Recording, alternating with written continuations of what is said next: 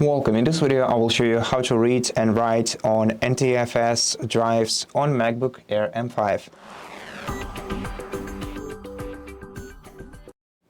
So right now I have an SD card connected to my MacBook that is formatted in Windows NTFS format, and we can find it in the Finder app. We can check the info about it. And as you can see, the format is Windows NT file system. And we can also watch the media here, so we can read data on our SD card. We can also copy the files from here and paste it to our MacBook, but we cannot do the opposite, so we cannot copy and paste to our SD card, because this operation is simply not permitted. And in order to fix it, we're gonna have to first lower or alter the security settings of this Mac, and it can be done pretty easily. All we have to do is go to the Apple menu, select Shutdown, then confirm shutting down our PC. And after the computer is turned off, we're gonna have to start holding down the power button. At some point you'll see continue holding for startup options, and we can release the power button once the message changes to loading startup options. After that, we're gonna have to select options here and tap continue, and then select your user, click next, enter the password. So now this is only, you will only have to sign in if you have your MacBook protected by File Vault.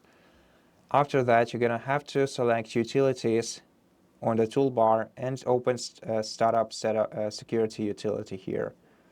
And after that, you're gonna have to select your hard drive, select Security Policy, and select Reduced Security. And then you're going to have to allow user management of kernel extensions from identified developers by hitting the checkbox right here. Click OK and enter your password once again to confirm. Wait until the security policy is applied, and when it is, we can restart the MacBook. So go to the Apple menu, restart, and wait until your device is restarted. Okay, and now we're gonna have to install a program that will let us mount and use NTFS drives as the default exFAT and other kind of files on our computer, other kind of drives on our computer, and there are plenty of different NTFS formatters for macOS, but one of the best ones is made by Tuxera, if I'm not mistaken. Tuxera NTFS, that's what we're looking for. So let's Google for this particular app. You will find their official website as one of the first results in your browser. So their official website is ntfsformac.tuxera.com. You're gonna have to open this website. Then let's select try free. So yeah, they have a free trial period, and we can try this app for free. Of course, if you'd like to use it in long term, you're gonna have to purchase the full version. I'm not sure about the pricing though. Okay, so it's not that expensive. It's almost 30 euros per lifetime, but still we can use it for free, so why not test it first. Okay, so now let's run the DMG file and start the installation. To install this application, click Install Tuxera NTFS app, then click Open, then click Allow. Click Continue, select your language, and click Continue once again, then Agree. install, enter your password.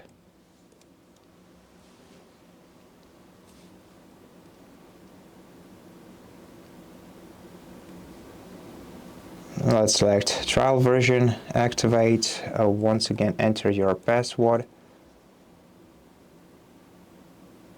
Okay, and so sometimes your system will block Tuxera application because it tries to access, of course, the kernel settings.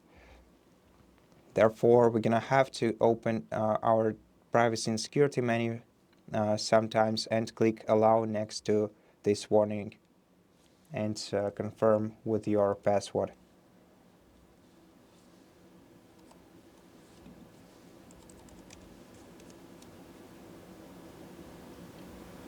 Okay, and after that we're gonna have to restart the computer once again to complete this process.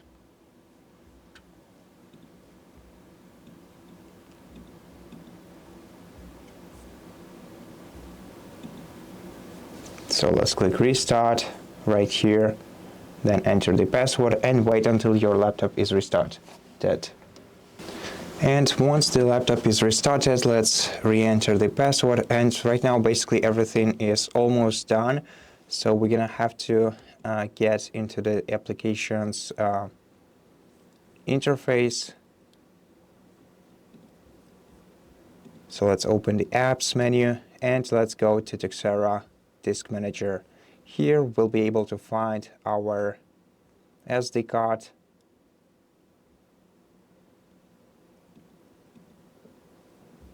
okay, and so right now we can go to SD card folder,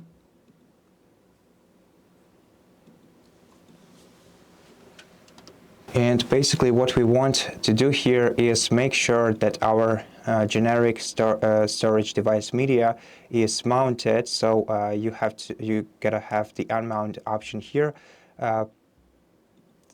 Sometimes you may have to mount and unmount and mount the SD card again, or simply reinsert it into the port. And after that, you'll be able to use the SD card and with all the